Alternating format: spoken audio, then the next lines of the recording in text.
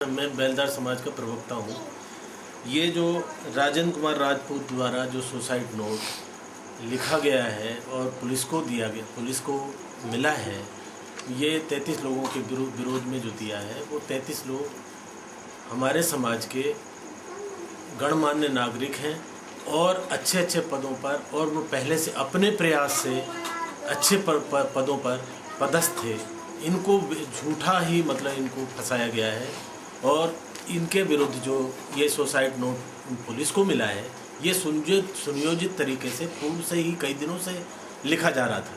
वो एक ब्लैकमेलर आदमी था और काफ़ी फ्रॉड आदमी था। कई लोगों के उसके खिलाफ कई लोगों को 420 के उसके विरुद्ध प्रकरण चल रहे थे और उसके पीछे पुलिस पड़ी हुई थी। कई वारंट जारी थे और वारंट में जो है वो गिरफ्तारी से बच रहा था। वो तो अपना वो बताकर कि मैं पत्रकार हूँ, इस वजह से पुलिस उसको गिरफ्तार नहीं कर पा रही थी। लेकिन उसके खिलाफ काफ़ी आपराधिक प्रकरण थे और आर्थिक रूप से परेशान हो चुका था। इस वजह से उसने जो है ये इस अपना आत्महत्या की है। अच्छा, उसको उसमें उसकी आत्महत्या करने में उसकी पत्नी सहभागी है। उसकी पत्नी द्वारा जो है उसको मालूम था कि ये सुसाइड करने वाला है, तो वो पहले से 33 पेज का या 23 पेज का जो सुसाइड नोट लिख के रखा था, तो उसने पुलिस को क्यों नहीं बताया? उसको आत्महत्या करने से क्यों नहीं रोका? तो सुसाइड नोट किसके पास मिला? सुसाइड नोट उसकी पत्नी के पास था, जो कि उसने पुलिस को बाद में दिया है।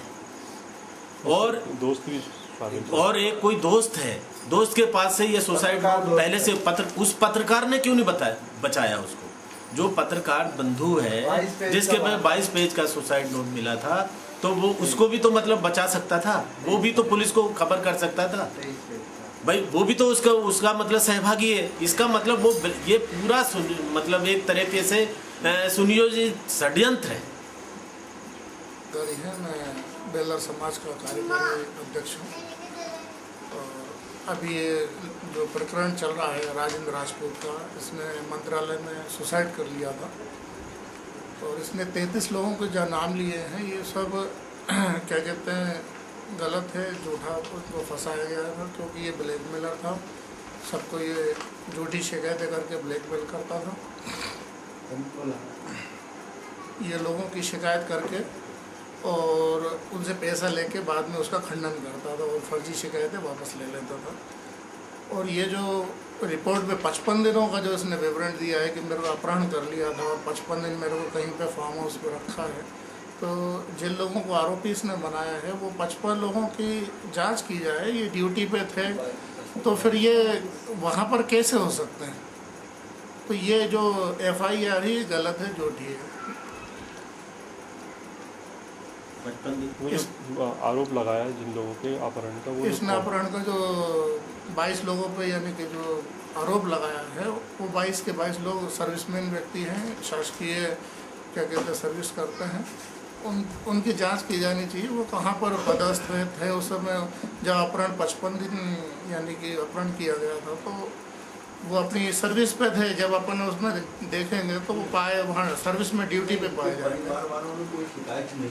हाँ, और ये उनके परिवार वालों ने फिर 55 दिन शिकायत क्यों नहीं की? व्यक्ति एक दिन भी घर से बाहर जाता, नाइट में नहीं आता, तो लोगों को चिंता पड़ जाती है। 2-3 दिन के अंदर FIR डाल देते हैं, थाने में रिपोर्ट करते हैं, पुलिस थानों में पहुंच जाते हैं, तो ये तो कहीं भी नहीं गए।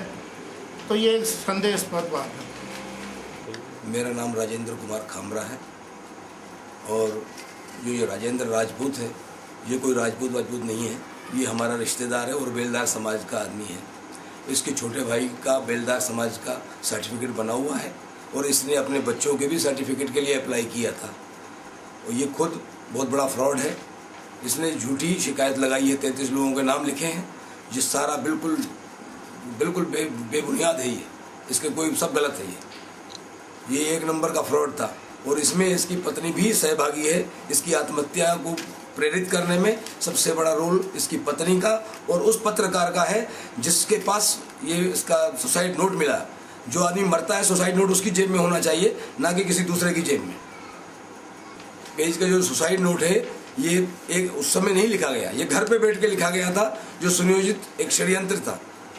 और अगर उस ब्रजेश राजपूत जिसके पास भी ये सुसाइड नोट मिला है उसने पुलिस को इन्फॉर्मेशन क्यों नहीं दी?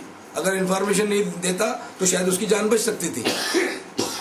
इसमें उस पर भी केस बनाना चाहिए जिसके पास ये कवर नोट निकला। प्रकरण के संबंध में सिर्फ यही कहना चाहती हूँ, हमारा पूरा समाज यही कहना चाहता है कि जो जांच बिल्कुल निष्पक्ष तरीके से हो ताकि पूरा दूध का दूध और पानी का पानी हो सके। 33 अधिकारी निर्दोष होने के बावजूद आज जिस मानसिक तनाव से गुजर रहे हैं उनको उससे छुटकारा मिल सके। उनके परिवार भी आज बहुत बुरी स्थिति में है, बच्चे भी बहुत दुखी हैं, अपने स्कूलों से स्कूल नहीं जा पा रहे हैं। और आईजी साहब से मेरा यही निवेदन है कि वे जल्द से जल्द जांच करवाएं ताकि जो भी सच है वो सामने आए और हमारी मदद की जाए। के लिए तैयार हैं, वो जहां हमें बुलाएंगे, जहां या हमारे पास आकर हम पूरा बयान देने के लिए तैयार हैं, लेकिन हमारी मदद की जाए, करेंगे। लेकिन रोज़ हमारे घर में पुलिस वाले चक्कर काट रहे हैं, उनका एड्रेस पूछ रहे हैं, कहाँ हैं, फ़ोन नंबर, जिसके कारण हम बहुत ज़्यादा तनाव में, हमारे बच्चे दहशत में हैं। हम यही अनुरोध करते हैं कि हमारी मदद की जाए। हम जहां हमें बुलाएंगे हम बयान देने के लिए तैयार हैं। जो हमारी मदद चाहिए होगी हम करेंगे, पूरा सहयोग देंगे। हमारी जाति प्रमाण पत्र बिल्कुल सही है, इसकी जांच चल रही है और हम बिल्कुल सही पाए गए हैं। राजेंद्र राजपूत पर एक ही प्लाट की कई बार रजिस्ट्री करवाने के संबंध में गोविंदपुरा थाने में कई प्रकरण चल रहे थे। ईओडब्ल्यू के प्रकरण में श्रीमती वर्षा शर्मा ACJM के कोर्ट से निकले वारंट RT/11571/2011 में श्री राजपूत कार्रवाई के डर से उपस्थित नहीं हुए। डॉक्टर शैलेंद्र खामरा ने उनके खिलाफ मानहानि का प्रकरण गन्नौर में दाखिल किया था, जिसमें इन्हें पेशी पर ना पहुंचने एवं भगोड़ा घोषित कर इन्हें गिरफ्तार कर लगभग 3 माह जेल में रहना पड़ा था। तब से श्री राजेंद्र राजपूत ने उपरोक्त सभी लोगों से बदला लेने के लिए यह व्यूह रचना की और इन सभी निर्दोषों को परेशान करने के लिए सुसाइड नोट में उनका नाम किया। मैं राजेंद्र राजपूत के मिसेस की बुआ हूँ। मैं उनके घर गई थी उसके मिसेस को समझाने के लिए कि अपने पति को कहो कि वो फ्रॉड काम नहीं किया करें, लेकिन मुझे बोलने लगी कि मेरा आदमी जो कर रहा है सही कर रहा है। मुझे समझाने की ज़रूरत नहीं है, समाज वाले के खिलाफ चल रहे हैं, सही चल रहे हैं। और ज़्यादा से ज़्यादा क्या होगा, मैं विधवा हो जाऊंगी, मेरे पति मर जाएंगे, मेरे बच्चे अनाथ हो जाएंगे। मैंने उसे बहुत रोका कि समाज के खिलाफ नहीं चलो, तो कहने लगी नहीं, हम ब्लैकमेल कर रहे हैं, सही कर रहे हैं, आज के बाद हमारे घर मत आएगा।